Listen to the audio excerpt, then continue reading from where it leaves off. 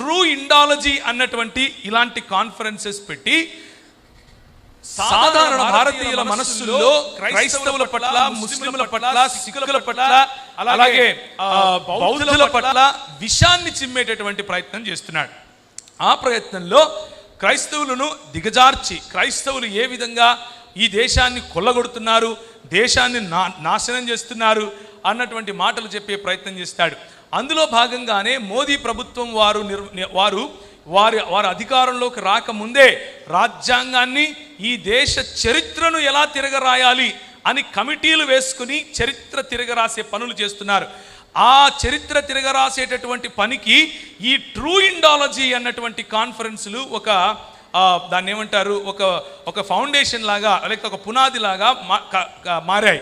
దాని కారణంగానే ధీటైన సమాధానము అలాంటి వారికి, హిందువులకు కాదు, హిందువులు మన వాళ్ళు లేరా, మన బంధువులు లేరా, మనం కలిసి తిరగట్లేదా, మనం ఇచ్చిపుచ్చుకోవట్లేదా, ఇళ్ళకెళ్ళట్లేదా, రావట్లేదా, మన ఇంటి పక్కన ఉండట్లేదా, ఏ రోజైనా మనకు వాళ్లకు వైషమ్యాలు, విద్వేషాలు వచ్చాయా? కాదు. వీరు హిందువులను ఓటు బ్యాంకుగా తయారు చేసుకునేటటువంటి మనుతత్వవాదులు. వీరు హిందువులను కొల్లగొట్టాలని ఆలోచించేటటువంటి, వారి మేధస్సును మళ్లించి మిగిలిన అల్పసంఖ్యాకులపైకి వారిని ఉసిగొల్పాలి అని ఆలోచించి విభజించి పాలించే బ్రాహ్మణ తత్వవాదులు. అలాంటి వారికి ధీటైన సమాధానం చెప్పటం కోసమే మాకు ట్రూ ఇండాలజీలు అక్కర్లేదు, ఆల్రెడీ ఉన్న చరిత్ర చాలు. ఆల్రెడీ ఉన్న చరిత్రలో భారతదేశ అధ్యయనాన్ని చేస్తాం. భారతదేశ అధ్యయనంలో ఇప్పటికి మొన్నటికి మొన్న నేను చిన్నప్పుడు చదువుకునేటప్పుడు చరిత్రలో చెప్పేవాళ్ళు, ఈ దేశంలో ఒక మదర్ తెరీసా గురించి చెప్పేవాళ్ళు, ఈ దేశంలో విలియం కేరీ గురించి చెప్పేవాళ్ళు 7వ తరగతి స్కూల్లో, ఈ దేశంలో మొఘళ్ళు గురించి చెప్పేవాళ్ళు, ఔరంగజేబు గురించి చెప్పేవాళ్ళు, అక్బర్ గురించి చెప్పేవాళ్ళు.